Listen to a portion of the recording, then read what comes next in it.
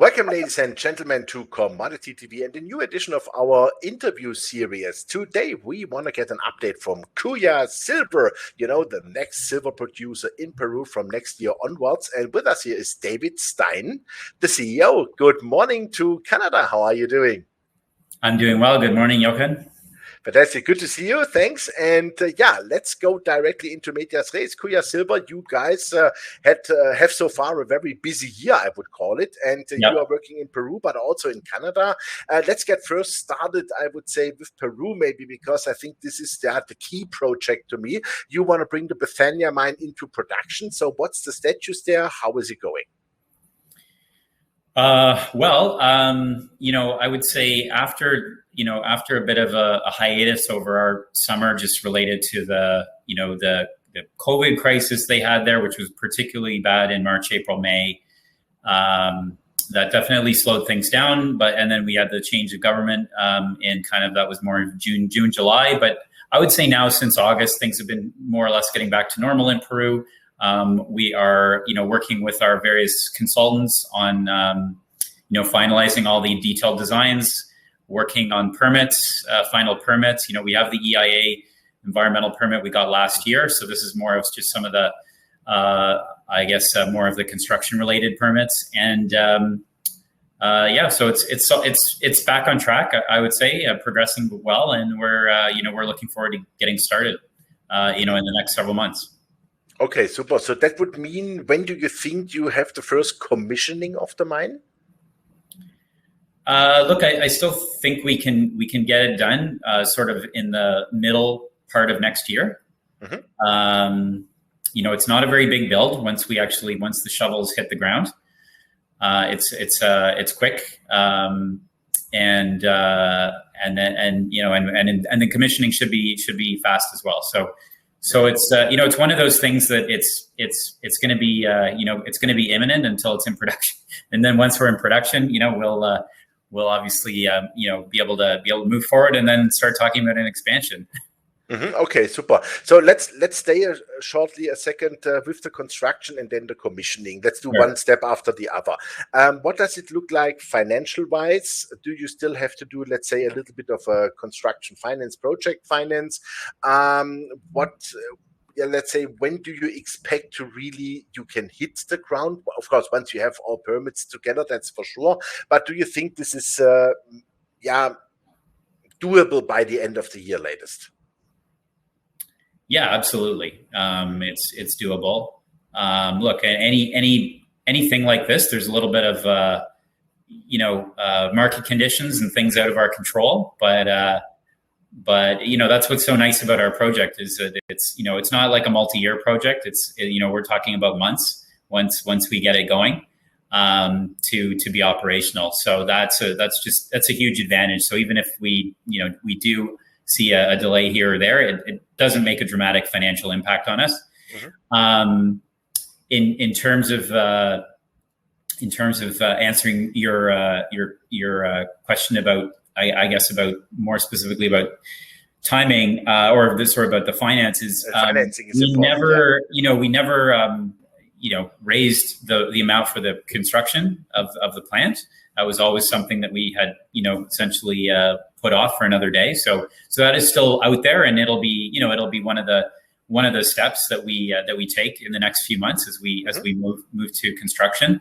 We've got a lot of interest for it. It's something that we're working on very behind the scenes, and honestly, I don't think it will be a bottleneck for us.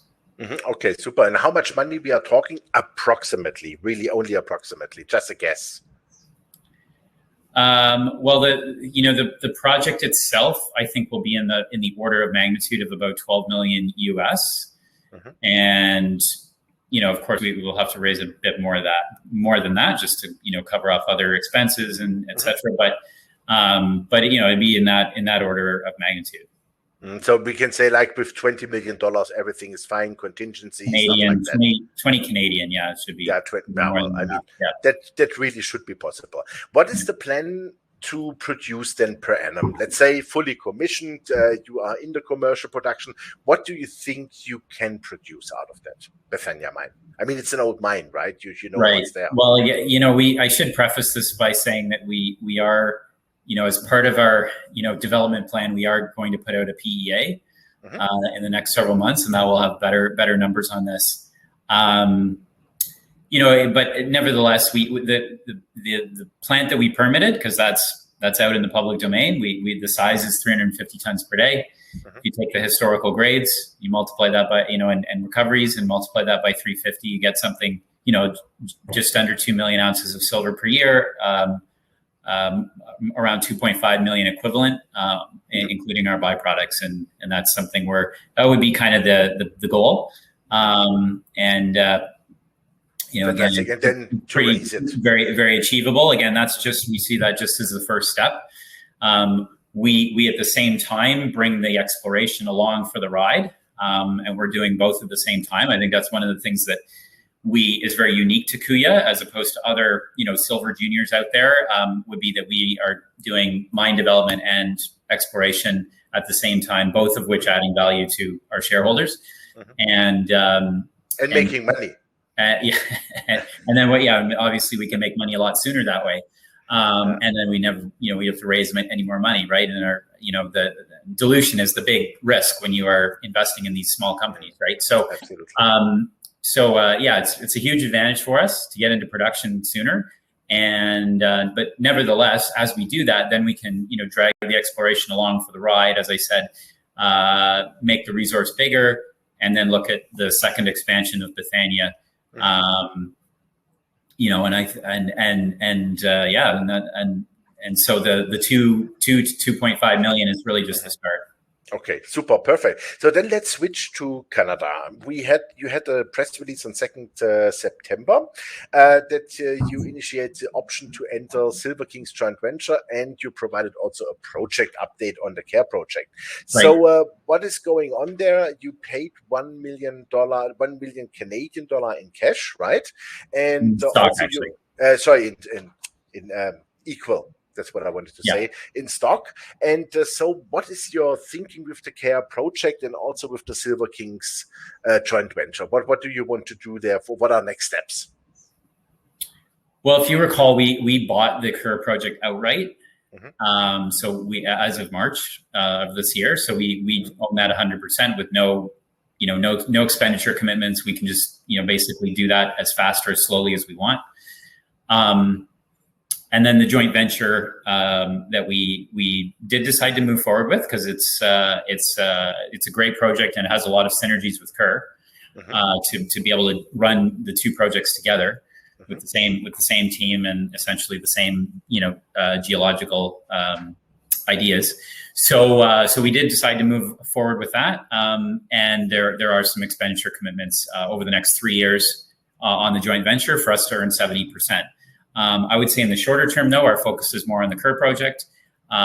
We did a drill in May, June, and we are actually still awaiting our results from that. The labs in Ontario have been terribly slow, but we visually saw some really exciting things. Look exciting, but of course you need the assays to really determine what the grades are going to be. So, and in these narrow, high-grade vein systems, the grade, whether it's, let's say 500 grams or 1,000 grams or 2,000 grams, whether it's 1% cobalt or 2% cobalt, those are all really important, in determining what you've got there. So, that's something we're still waiting on, and we'll be able to report into the market, hopefully very soon. Super. So that means that we will have hopefully some very positive news flow here soon. That's good. We will be doing work at Bethania over the course of our fall here as well. So there'll be news on that as well. Of course, perfect. Are you drilling still also in the winter then at Kerr, or do you say no, now full throttle Bethania? This is where we focus all our efforts. Well, actually, we we are likely going to do a small drill program on the Silver Kings joint venture first, just because we need part of our original deal with First Cobalt is we need to spend some of their flow through money that had been sort of left over from when they were exploring. And so we'll likely do that very soon, and then in 2022 we're going to evaluate everything and decide. We'll evaluate everything now or very soon once we get all the data, and then we'll decide what we do in 2022. I would say if we get the kinds of grades that we are expecting in the North Drummond target in particular, which was actually we think it was we're calling it a new discovery. It was a hole started with a hole that First Cobalt did back in 2018, and north of the historical Drummond mine, but not near any mine workings.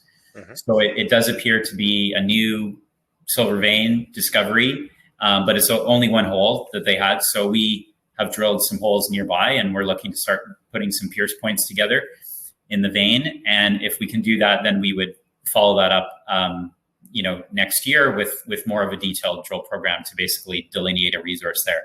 That would be the plan. When will you start to work also in the silver center area? Because I think this was an historical productions center for silver. I think they produced like 22 million ounces in the Keeley frontier mines. So what do you think you will do there next year? Well, actually, that will be part of that's part of the Silver Kings joint venture, and so we will likely do some work actually this year, before the end of this year on Silver Center area. So stay tuned for that. Super. Okay, perfect. Yeah. So that means also additional news flow. Exactly.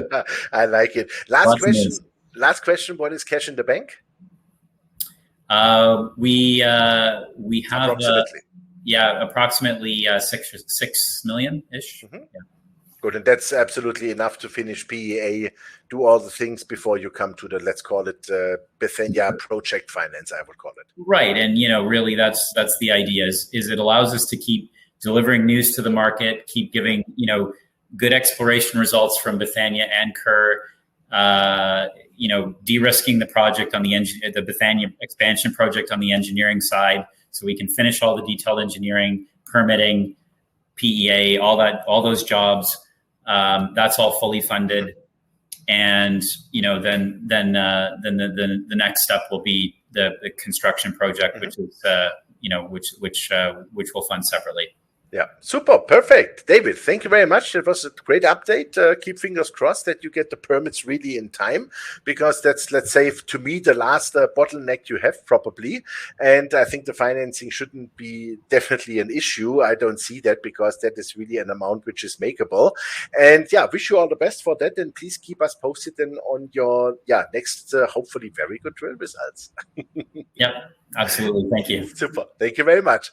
Yeah, ladies and gentlemen, that was David Stein, the CEO of Kuya Silver, and you heard it. The company is full on track to bring the Bethania mine into production. Yeah, they are still waiting for some of the last permits. For me, it's very important. They got the EIA already, and that is one of the major milestones you really have to have before you can restart a mine, or to start a mine actually. And I like that everything is staged. This is an investment which is really overseeable with approximately 20 million Canadian dollars maximum.